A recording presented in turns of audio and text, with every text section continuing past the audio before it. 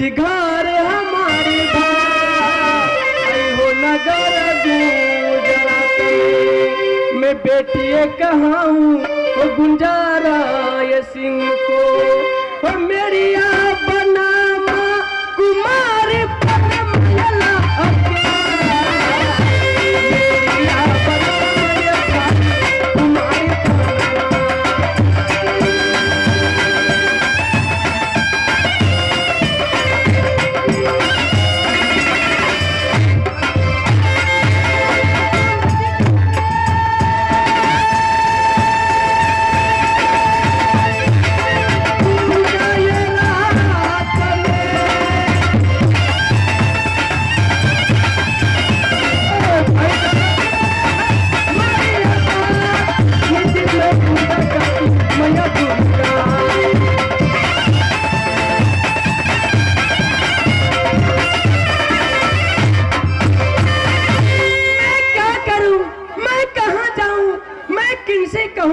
क्योंकि मेरे पिताजी और मेरे भैया जी परम चंडाल है। अपने सौगारत और गुजरात में देखते हैं कि बुढ़ियाई बना रखी है पनमा के दीदी सब गई बुढ़ियाई बना के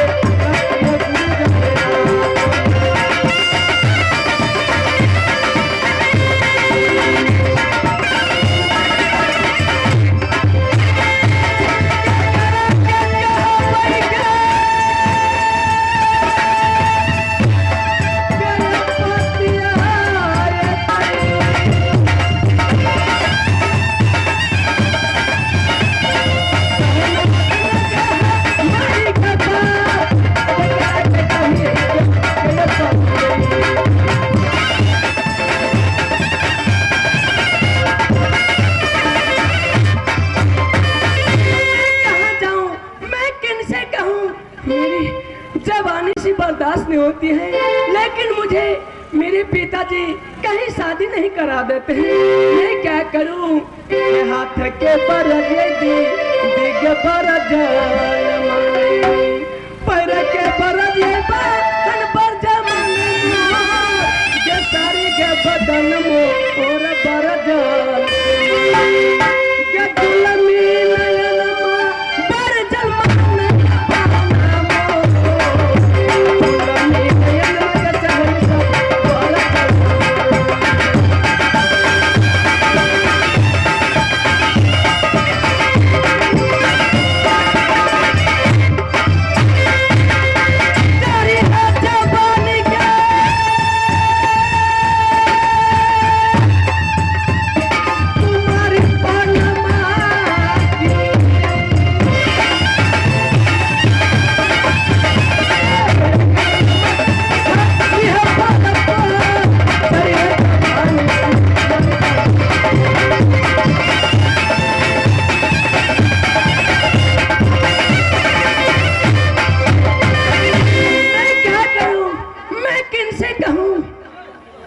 कहाँ जाऊं? याद आई मैं नितिन पूजा माँ दुर्गा की करती हूँ। आज मैं माँ दुर्गा की पुकार के अपने दिल की बीती हुई कहानी सुनाऊंगी। माँ गे मैया सुन बे गे दुर्गा के मेरी माँ गे मैया सुन बे दुर्गा के मेरी माँ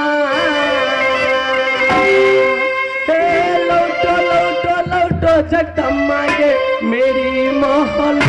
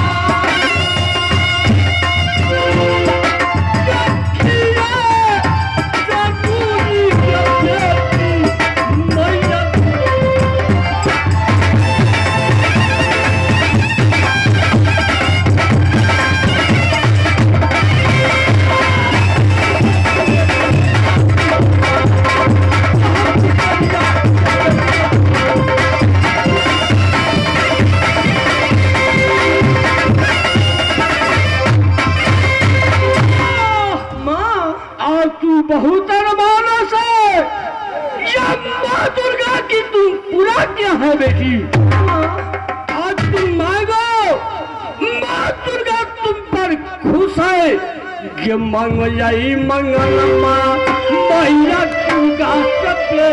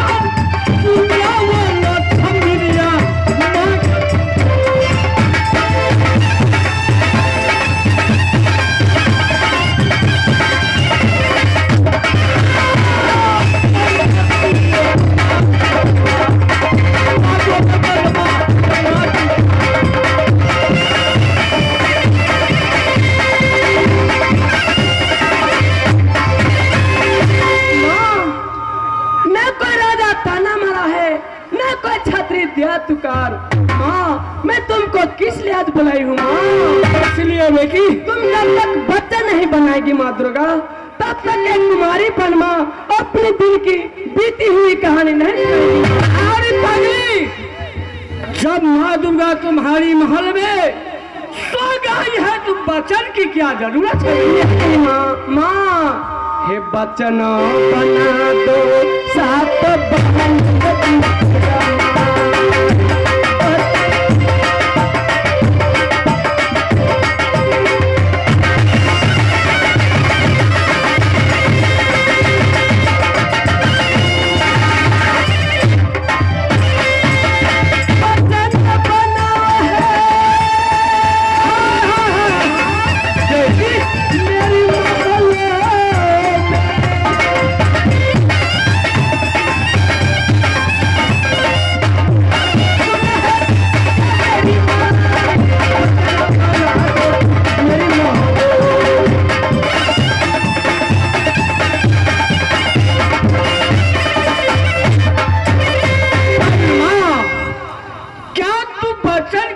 भूखी हो? हाँ माँ। तो सुन लो बेटी पन्नमा, मैं तुम्हें वचन बनाती हूँ बेटी।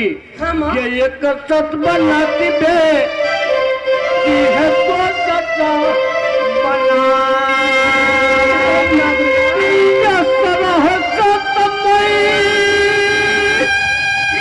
दुर्गा ज्योति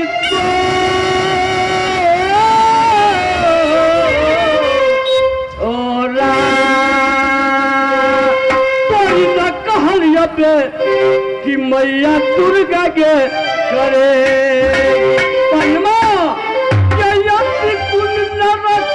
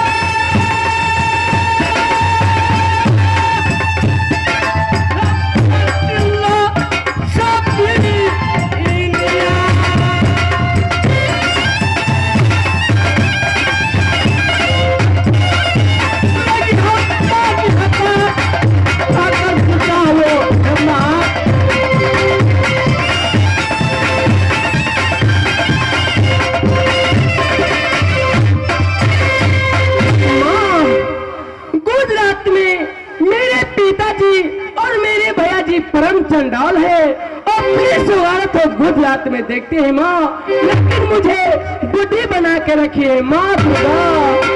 गई 16 सिंहारा 32 हो गया बरन माँ, लेके दर्पण में मैं या चेहरा की देखिया सारे के बदन में और चूहा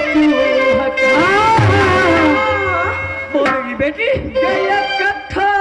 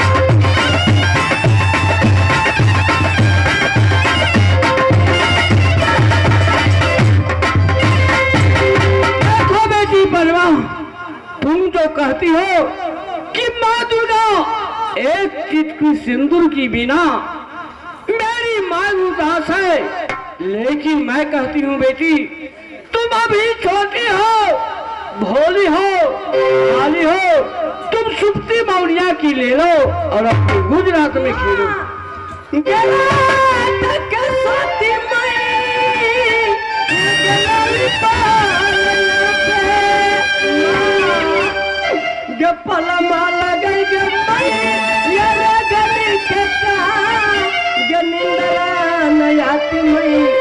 मेरी आँखिया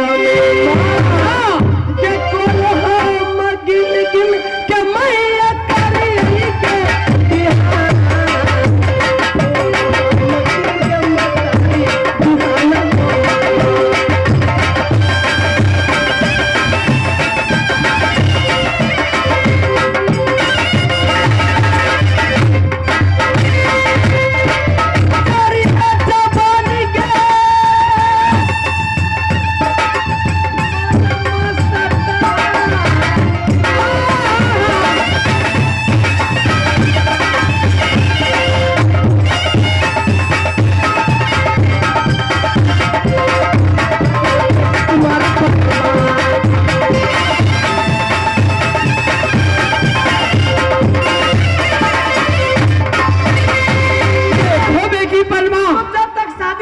करा दोगी तुम्हें अपनी जान तुम उठ को खड़ी हो जाओ। पनमा मैं शादी तो जरूर करवाऊंगी, लेकिन तुम अपनी मुख निखारों से यह कहेगी बेटी कि इस संसार में 51 किला है, तुम्हें कौन सी किला और कौन सी पुरुष चाहिए बेटी? माँ ऐसे कहना चाहिए ना जी पनमा, तुम्हें कहो कौन सी घर चाहिए, कौन सी बार चाहिए, भोली भाली हो, बच्ची हो, मुनिया के केटी हटी हटारी मैया के नजर सोर हरी जो हथम मई मई ये मोहब्बत धरा ये ससुर हम मई मई या मरा पति जी। अच्छा सासु हम मई मई या गे धानी सोना की गे छोटका ससुर मंगी मई या गे बीरऊ दल सिंह माँ गे पिया के नाम के ना के धरी गे तू उनका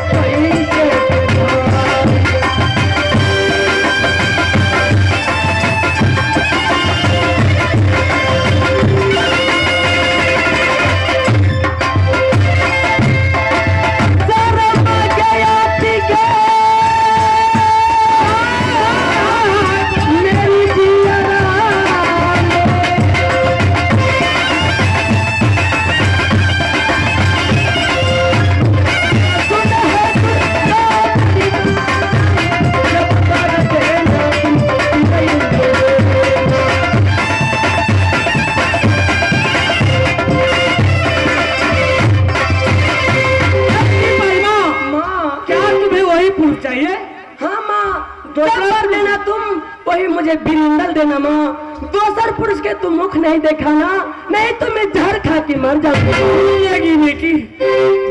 इन समय बेटा इंदल और बेटा उंदल नगर महोबा में नहीं है, तो कहाँ है माँ? वह बेटा इंदल को लेकर बेटा जागी उदल कहाँ गया है? कहाँ गए माँ? श्री माँ गंगा की धार पर झिझरी खेलने के लिए। अच्छा तुम यहाँ से तुम अपनी सखी सहेली की ले लो और जादू की बालक जादू की नाव बना लो। हाँ माँ। कहाँ चले जाओ? कहाँ माँ?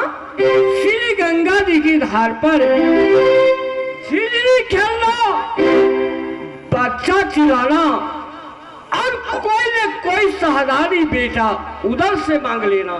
फिर माँ शहजादी मिलने की बात तुम उसको बेटा इंदल तमुक में जाना और बेटा इंदल को हरिद्वार मेला से तुम अपने गुजरात में ले आना बेटी। क्या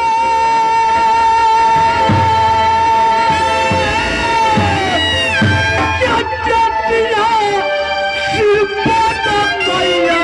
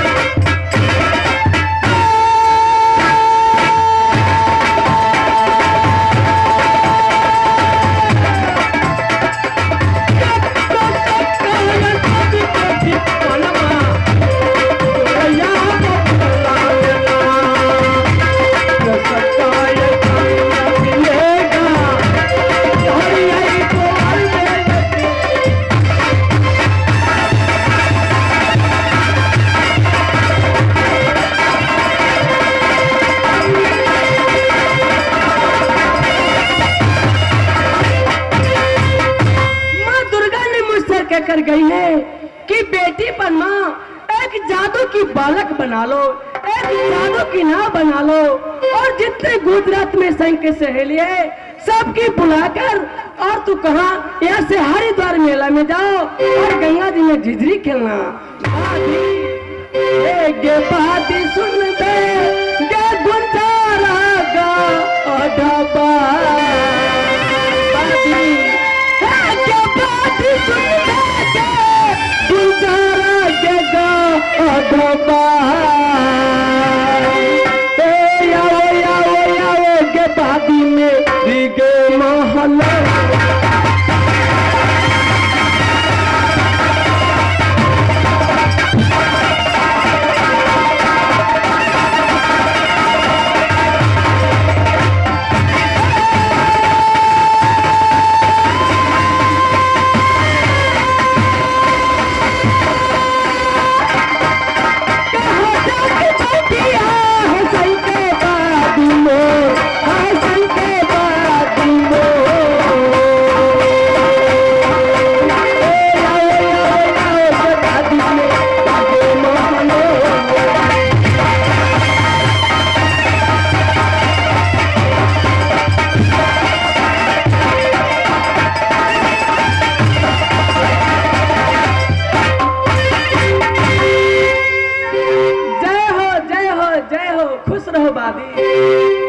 क्या तेरी घाटी है या नदान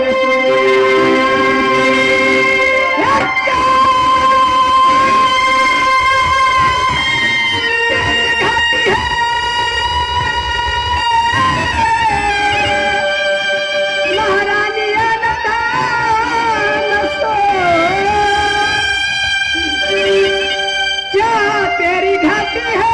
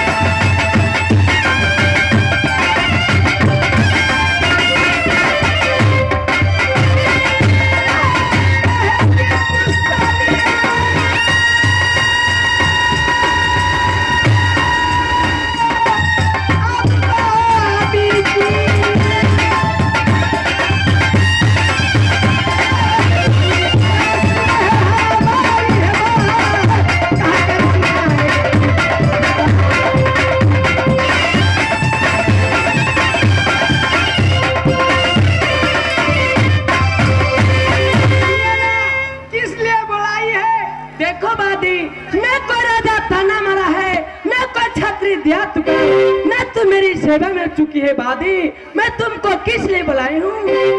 बादी तुम यहाँ से कहाँ जाओ? गुजरात में जितनी मेरी संग की सहेली है ना, अच्छा। तू सबके बुला कर लिया ना। बादी गलते बोला के हमर बादी कुल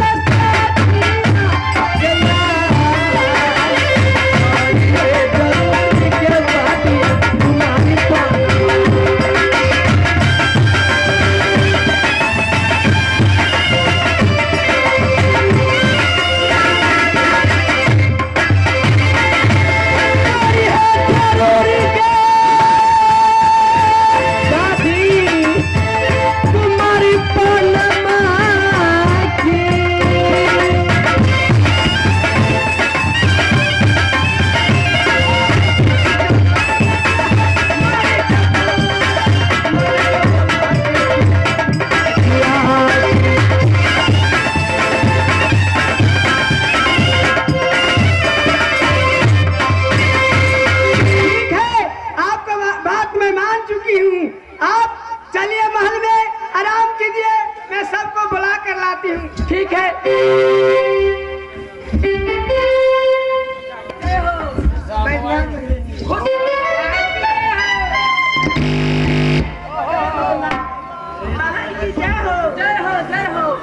देखो बहन पनमा, ये जितने सहेली है ये सबको किस लिए बुलाई है तुम?